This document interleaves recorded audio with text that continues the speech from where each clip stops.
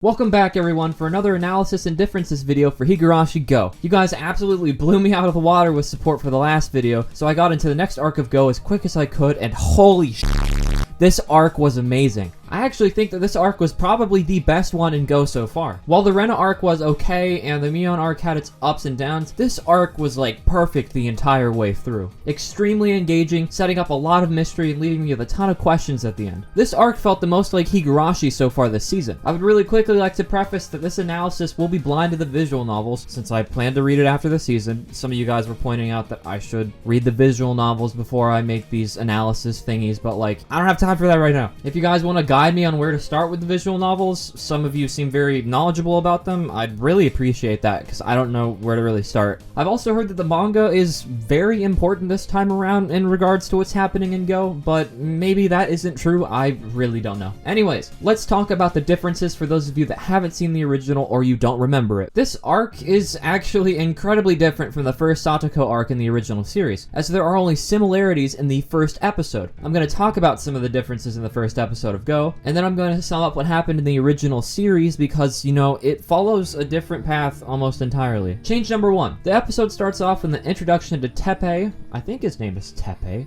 I don't know. My pronunciations are pretty bad. I'm just gonna let you guys know. But it starts off with Satoko's uncle right away, which I think is smart because it immediately sets up his asshole character. Change number 2. In Gou, they go out of their way to include more moments with Satoko and Keiichi to build their sibling relationship. This is what makes it all the more heartbreaking when Keiichi's parents tell him they're going to be coming home soon, and Satoko knows that they won't be able to have dinner like this again. Change number 3. They all go to the baseball diamond in a scene where the second-hand embarrassment is nowhere near as bad as it was in the original. Keiichi gets further embarrassed in the original when they have him bat and he strikes out without touching the ball at all. But in Gou, they skip this and instead have Satoko hit a home run and win as soon as he arrives, basically. Dr. Ire finally makes his appearance in Gou 2, which he first appeared in the first episode of the original, which is very interesting that he is showing up so much later this time around. The events basically happen in the same way, but Ire goes out of his way to make Keiichi promise to never make her cry. This was not in the original. It gets even weirder when Shion arrives and wants to join in on the promise, and she acts like a big sister figure to Satoko. In the original, this did not happen because obviously she hated Satoko and blamed her for Satoshi's disappearance. Her feelings towards Satoko changed a little bit later on down the line in season 2, where Shion seemed to care a lot more for Satoko, but this also helps support that last arc was probably not Shion's doing, since if she does think of herself like a big sister figure to Satoko, they most likely would not have been found dead together. Change number 4. We get an entirely new scene in Gou after the barbecue is over where Satoko has seemingly disappeared to go grocery shopping. And Rika says that Satoko is incredibly clever. He then finds out about Satoshi's disappearance likely being related to the curse from the boys. In the original, after the barbecue, he talked to Shion about Satoshi, and Shion very clearly got upset. This was also foreshadowing for her actions later on in that series. So these new additions are definitely important, as a lot of the focus seems to be put on Satoko, and hardly at all on her family or Satoshi. Change number 5. Keiichi then has a conversation with Rena and Mion that he had in the original, but Rena instead walks away and doesn't act up like she did in the original. Rena almost became a victim to Oishi-sama's curse, so naturally she feels very strongly about it. This leads to her having an outburst about how Satoshi died to the curse and did not run away, and how they had a conversation about some of the stuff involving the curse. But in Gou, she does not have this outburst at all, which might imply that she never had that conversation with Satoshi in the first place. Gou ends its first episode of this arc in a very perfect way, which is having Satoko enter the house with her abusive uncle, which was set up at the beginning of the episode. Let's get to the next episode though, which is where things really start to change. The first half of it is similar to the 10th episode of the original series, and the majority of the rest of this arc in Gou follows events from the second season known as Kai, where we're going through answer arcs with Rika being the main protagonist. Change number 1. Now, in the original, episode 10 started off with Keiichi talking to Rika about how Satoko had been absent at school. Episode 10 of Gou starts off in a really interesting way, which is Keiichi remembering how he killed Satoko's uncle in the original. This is the 3rd time Keiichi has been remembering his past actions, and this tells me that I think him and everyone else are remembering events from past loops. There is no way,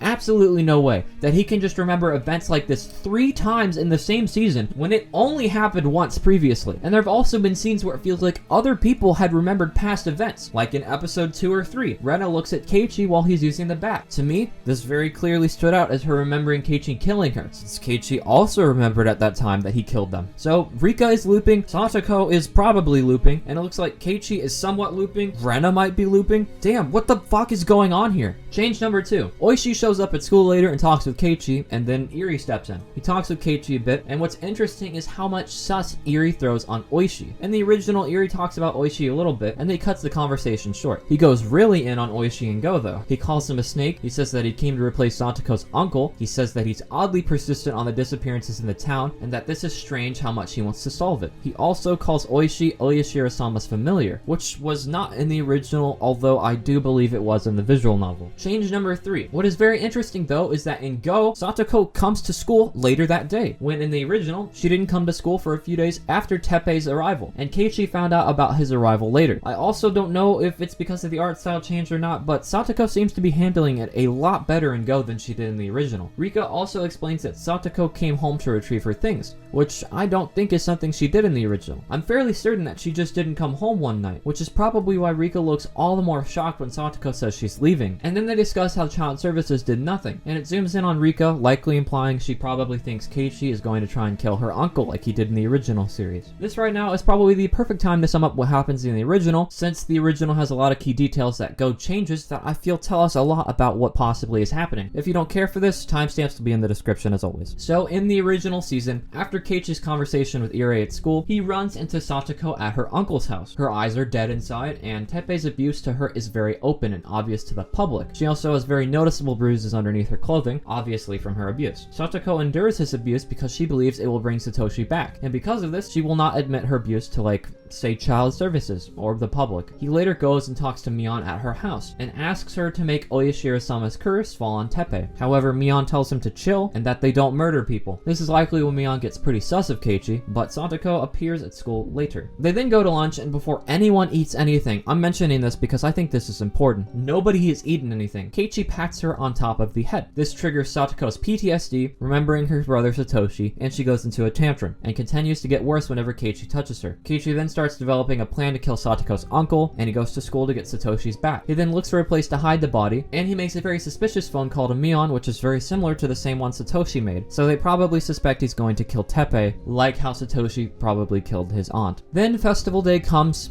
Keiichi digs his hole, and he creates a plan to lure Teppei out of the path he wants by calling him and pretending to be the police. Keiichi then beats him to death, and he throws his scooter and Satoshi's bat in a water pit. He then runs into Takano, and Takano clearly knows that he killed somebody, and she enjoys teasing him about it for basically like 5 minutes. She also clearly has Tomitake in her trunk dead, and has his bike in the back seat. He wishes she died by the curse, and then he goes to school the next day. To his surprise, everyone is suggesting that he went to the cotton drifting festival last night. We learn in the next arc of the show that this is likely just his friends covering for him and giving him an alibi because he was acting mad suspicious. Satoko later tells him that her uncle came home last night, when we know this isn't true since Satoko hallucinates her uncle due to her being at very high stages of Hinamizawa syndrome because of her abuse in her past. She has to take medication for it, and Rika usually helps her take it, so her not being with Rika definitely suggests she is not taking her medicine. This leads Keiichi to go down a weird path since everyone's suggesting he was at the cotton drifting festival last night, but he knows he was not there. And Satoko says that Teppei is alive when he knows he killed him, so he does not know what to believe anymore. He then finds out that Takano died last night, apparently despite him talking to her and being with her in a car, which we know is a part of Takano's plan to kill everybody. She's just pretending she's dead. But Keiichi decides this is a great time to go dig up Teppei's corpse. Oishi shows up with some cops and makes it a hole digging party, but Keiichi finds no bodies. We know from the next arc that Mion, Rena, and Rika probably moved Teppei's body since they moved the body of the prostitute to a secluded location, and they definitely know he killed somebody since he kind of admitted it to Satoko at school. This leads Keiichi to doubt everything around him a lot harder though since the body was not present. He then goes to kill Teppei again, but he's not home because he's actually dead. He finds Satoko practicing her math skills by counting in the bathtub, and Keiichi does not approve of this, so he checks the entire house to find her uncle. After his rampage, he takes Satoko in the clinic and nothing but a bath towel. To Keiichi's surprise, Ire is also apparently dead. They go to take Satoko home because she's tired of being naked. He then finds Rika dead, naked, and with her ribcage open. Lovely. He fends off the birds with his axe, but he instead makes it appear as if he killed Rika. This naturally freaks the fuck out of Satoko, and she runs. Satoko naturally does not believe anything he says, and she admits to Keiichi that she broke the hand of Oyashiro-sama, which apparently she believes cursed her family. She then pushes him off of a bridge. The entire town then dies because of Takano, and Keiichi's the only survivor because he was pushed off a bridge to end that arc. Now that that's all summed up, let's get to talking about Go. A day passes since the last change we talked about. Rika talks to Chi-sensei, in an event that actually happens in season 2, not in season 1. This helped start a movement in the second season to free Satoko from her uncle, and it was the first time Rika was able to make a miracle happen thanks to Keiichi. This already is a very big change from the original, since in the first season, they didn't really do too much to try and get Satoko out of her situation, which is what led to Keiichi killing her uncle. Actually, from this point on, it almost entirely follows that arc played out in season 2. Shi-sensei goes to confront Satoko's uncle, and she is also a lot more calm and collected this time around. She is still not allowed to get to Satoko though, and she is directed back to school. Shi-sensei does decide she's going to call child services though and go, when in the original all she did was go and tell the principal, which, while mentioning the principal, he's very weirdly absent from all of Go. The call with Child Protective Services didn't go anywhere, and Satoko comes to school the next day, oddly enough though. In the original, when she came back to school, it was obvious she was not well. However, in Go, she seems completely normal. Rika seems to pick up on this instantly, and most likely grows very suspicious of her. She falls apart later, but what I do find very interesting is that she smacks Keiichi's hand away, when in the original, him touching her head is what made her go berserk. She actually does not let him touch her at all, which is what triggered her over and over again in the original. Right before Satoko's panic, it is heavily emphasized of her taking a bite of Rena's food. When in the original, she didn't eat any food at all. It's also kind of depressing how Rika looks at her very irritated while she's breaking down. Reminds me of the scene where Rika beats Satoko with a chair. Speaking of beating with a chair, the next scene that happens is nuts. Shion appears randomly and gets into beef with Keiichi, which is what she did in season 2, except it's happening a little bit later than it normally did in the original. She suggests wanting to kill Satoko's uncle, and this leads to him remembering her killing her uncle again. He remembered again! And this time, it seems like he actually realizes there are different worlds. He tells Shion she doesn't want to kill Satoko, that she just wants to go back to a world where they were all happy. If she murders someone, that world goes away. This statement seems to completely shake Rika to her core. Keiichi blocks Shion's way out of the classroom, and so Shion slams him with a chair, and he stands in her way still. This is where things get even more insane. Keiichi says he wants to live in a world where they can all live together and play happily, remembering the events from the past arc. What? This is actually nuts. Keiichi is living up to his name of a miracle maker since he's remembering so much about past fragments, and this basically confirms that he too is looping to an extent. Let's go, this part got me so fucking hyped, man. Shion puts down her chair and asks him what they plan to do,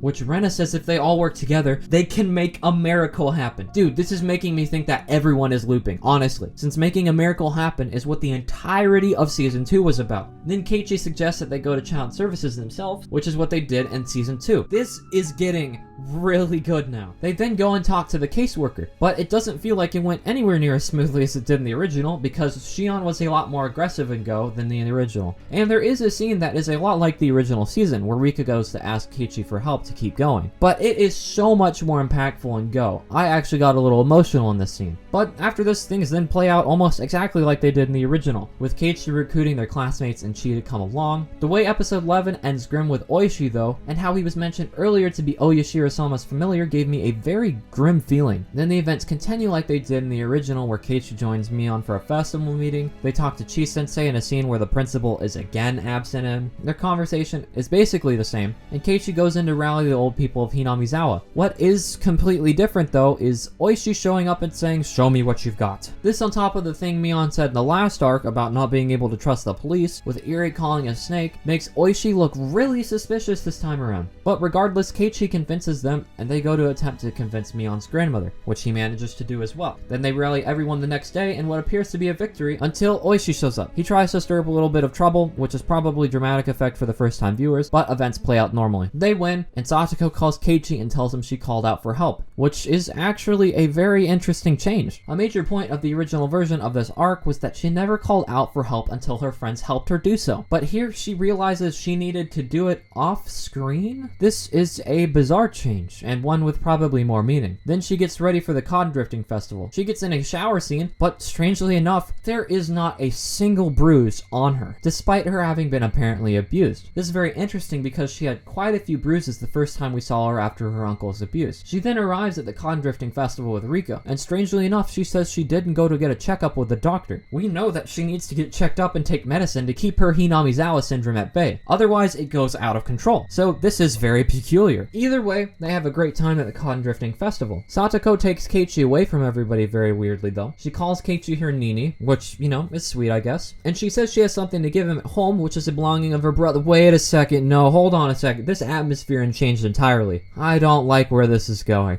Keiichi gets led into a room, and he turns on the lights to get a bat to the skull? What? Why is Teppei here? What? Are you kidding me? He almost kills Keiichi, but he very clearly jumps to stage 5 of Hinamizawa syndrome, and then he kills Teppei. Keiichi ends up in a hospital, somehow surviving again for the 3rd time this season. Rena comes out to talk to him, but the leaves and the brush are orangish, and there are dead leaves on the ground, which suggests that this is no longer summer, and that it is probably fall outside. Rena wearing a long sleeve shirt also helps support this. Keiichi asks what really happened, and she tells him that it was a good thing he went to Satoko's house that night. She tells Keiichi that Oishi pulled out a gun and killed everyone? What? Dude, what even is Go? This series is nuts. What? I do really quickly want to point out that Rena mentions that Satoko was at the Cotton Drifting Festival that night while Keiichi was not. And she too was shot by Oishi. I'm going to talk about the prologue of the next episode though, since I believe it's an important key to what happened in this arc. Oishi actually does show up with Satoshi's bloody bat, and he does shoot people because he's clearly come down with stage 5 of Hinamizawa syndrome, scratching the hell out of his neck, and he has bloodshot eyes. He does in fact kill a lot of people, and Satoko shows up late with blood on her. And that's what happened basically. But I think it's time to talk about what really happened here. I think Satoko was faking her uncle's abuse in this arc, and there is a lot of evidence to suggest that this is true. In the original, it would show us Teppei abusing her often, but in Go, they introduce Teppei and then we literally never see him again. It is very strange how absent he is. Satoko also shows no bruising or signs of abuse ever, and the shower scene was very deliberate new inclusion to clue us in that she had no bruises on her body at all. I know some people might try to say that Keiichi didn't have a bruise on his body earlier in this arc when Oishi squeezed his shoulder, but this happened in the original, and despite this, Satoko still had bruises in the original. So this is a very clear, easy, deliberate change to figure out that Satoko is sus. Keiichi also was not responsible for her breakdown as she slapped his hand away, and her freakout felt very staged. It's way too convenient that she ate a piece of food from Rena, and the camera and direction really tried to emphasize her eating this food when it never happened at all in the original series. This was likely to make herself vomit to help her stage her freakout. She also realized she needed to cry for help without the aid of her friends. As in the original, she believed she was taking her uncle's abuse to be stronger for Satoshi. This doesn't happen in Go, and it's deliberately showing her back in the scene so that we do not see her face, since I believe she is definitely lying about this. It's also worth noting that Satoko was purposely not taking her medication to keep her stages of the Hinamizawa syndrome from growing, and she intentionally avoided going to the clinic, which means that she right now is probably cracked mentally. Basically, Satoko is more suspicious than ever. Now let's talk about what happened with Keiichi and Teppei. I do not for 1 second believe that this was actually Teppei that hit Keiichi. The way the blood splatters is almost cartoonish in nature, and there are two very distinct blood splatters that happen in this scene. One is realistic and one is very animated and flowing like water, cluing in the audience that Keiichi, or someone else in that room, is 100% hallucinating right now. Teppei also has no reason to kill Keiichi at all, since he doesn't know who Keiichi is, and he doesn't know that Keiichi is the one putting in a lot of effort to save Satoko. Plus, the way the bat hits him as soon as the light turns on is way too convenient, and Keiichi escalating to level 5 after showing no signs of paranoia in the entire arc does not make sense either. Satoshi's bat should actually be at school right now, so this tells me that Satoko went to school and she retrieved this bat and she brought it home. I think that Satoko set a trap to hit Keiichi with the bat as soon as the lights were turned on, since it was very obvious she was luring him into that house into a dark room by himself where he would turn on the lights. It's actually very possible that Satoko is the one hallucinating all this, since she hasn't been taking her meds and she usually hallucinates her uncle when she's not taking her medicine, as we see in the original. Plus, Keiichi clearly goes unconscious, but the scene keeps playing after he does, which is a contradiction to the last 2 arcs, where everything stopped as soon as he went unconscious. Satoko could have been the one beating Keiichi here, as we see her arriving later with blood on her clothes, but it is way less blood and in way different places than it was when we see her in the scene when Keiichi was supposedly beating Teppei. Regardless, Keiichi was definitely hit hard enough to put him into a coma, as he is seen waking up in the hospital in the fall thanks to dying leaves and Rena's long sleeve shirt, which is 4 months after the Cotton Drifting Festival has taken place. He also doesn't remember anything conveniently because he was not conscious for what happened. I also just want to say that one bonk on the head is not enough to make somebody go into a coma, especially since after this bonk, he beats Teppei like 2 or 3 times apparently, and then he falls over and goes into a coma. That doesn't make logical sense. But then again, neither does surviving like 50 million stab wounds. Now let's talk about Oishi. Oishi never once naturally has gotten Hinamizawa syndrome, which leads me to believe that he was injected with the same thing that makes Tomitake go stage 5 in the original series. He arrives at the scene with Satoshi's bat, which is extremely odd since that means he had to go to Satoko's house. But what if he never left Satoko's house, since the last time we saw Oishi was when he was going to Satoko's place. Keiichi has also weirdly enough survived every single arc so far, with one person being alive to tell him what happened each time. What's even stranger is that every person that has told him so far has been the one to kill people in the next arc. With the first arc, it was Mion telling Keiichi, and then the next arc, it was Oishi telling Keiichi. But regardless, here's what I've been formulating in my brain as to what is happening right now. Satoko is the antagonist. I have no other explanation for what is going on than that she is the one pulling the strings here. In the last arc, she's found dead with Mion, and thanks to a commenter from my last video, it's been pointed out to me that on the ground is a different gun than Mion had in her hands. She was carrying a revolver, and the gun on the ground is your standard pistol. I believe that Satoko shot Mion in the head, as Mion would never shoot a friend of hers like Satoko, and then Satoko likely shot herself to reset the loop, purposely keeping Keiichi alive. It's also not too far-fetched to believe that Satoko went after Takano and Tomitake last arc, as they apparently were fleeing for their life, and the only person missing that night was Satoko. In this arc, we never see Teppei again after Chi-sensei comes and visits him, and the Child Protective Services have only talked to Satoko, and she goes to school a lot more than she did in the original. I think that she killed him, and she lied about her abuse thereafter, since we never see any bruises on her ever. When Oishi comes to her house, I believe that she captures him and gags him, since she is a trap expert and she holds him captive. She then conveniently lures Keiichi away and knocks him out at her house with Satoshi's bat. Since there was no way that this was Oishi hitting Keiichi, as given his state we see him in, he 100% would have just killed him. We also know this probably wasn't Oishi because he would have probably attacked Satoko as well, or if Keiichi actually did fight back, he would be bleeding from his head a little bit. I believe that Satoko then infects the captured Oishi with the drug to bring him to stage 5. He had no means of hitting stage 5 besides this, and I don't think he's in town nearly enough to become a victim to the disease normally. Satoko could easily get access to this drug because of her connections with the clinic and Irie's love for her, or she could have just killed him, as Irie is not seen again after the last protest to free her. The reason that the antagonist is not Irie is because he was not introduced at all in the first arc, and with Higurashi's style, or just mysteries in general, the villain is usually introduced within the first few episodes. With Keiichi knocked out after this though, she let out the deranged Oishi to go and kill Rika. He arrives with a bloody bat that he got from Satoko's house because Satoko bashed in Keiichi's head to knock him out, although it's equally possible that Oishi could have just killed Takano and Tomitake off screen. Satoko arrives after Oishi with her eyes covered, and she seems to have taken her time walking there, as she just casually arrives. Which, if Keiichi was in serious danger, which was suggested that he was, she would have used her phone that was in the room that Keiichi was in to call the police, or she would have just run to the festival to get help instead of just strolling up like she did. We don't know how Satoko dies since Rena was carried away with a crowd, but I would assume she either shoots Oishi or Oishi shoots her. Either way, this is her third time dying with a crowd of people. I really want to address one thing very quickly that's been bugging me a lot actually, and that is Satoshi. They go out of their way and go to not really disclose what happened to him, and there is a very deliberate change where Rena never mentions how Satoshi talks about Oyashiro-sama's curse, and Shion overall is a lot calmer when it comes to Satoshi as a whole. This is bizarre, as these are definitely not coincidences. What's even stranger is how absent he has been from the entire plot so far. We've only really gotten a bit about him, like a flashback in the first arc of him beating his aunt, and that's like practically it besides a few minor mentions of him. In the original, Satoshi was a pretty integral part of the story. The entire first arc was how Rena and Mion were worried Keiichi was going to run away like Satoshi. The second arc had Shion going insane because of Satoshi, and the third arc was all about Satoko's family and how Keiichi was the new Satoshi, etc, etc. Satoko's origin story of her family being cursed because she broke Oyashiro-sama's hand is not there, because the hand is fixed in Go. Although this time the head is broken, which is still probably her doing, but what is important though is that a very crucial detail of her upbringing is gone, or changed. Things have definitely changed with Satoshi, and I have no idea what their meanings are so far, but I suspect Satoshi is probably Satoko's motive for her doing what she's doing right now. I don't know what her motives are otherwise, as it doesn't make much sense then. As to why Keiichi is being left alive every arc, I have no clue. He survived stab wounds and 2 bad head injuries. Something is definitely at play here to make sure specifically Keiichi is alive every arc, and it's likely one of the Umineko gods. I don't know much about Umineko, but I do know that the god Feathering is the one that is smiling at the camera in the opening, so maybe this is her doing. I don't know. It could likely be to punish Keiichi since he is the reason Rika was able to win the game in the original, but besides that, I really don't have many thoughts regarding it. Anyways guys, that is my analysis for this arc of Higurashi Higurashi Gou. I did a lot of research, a lot of writing, a lot of watching, trying to connect the dots, and after many run-throughs in the lab, Satoko does appear to be a looper, and it does look like she's the antagonist this time around. What the next arc entails, I have absolutely no idea, but all I know is that I am now genuinely excited for the future of Higurashi Gou. Anyways, until next time.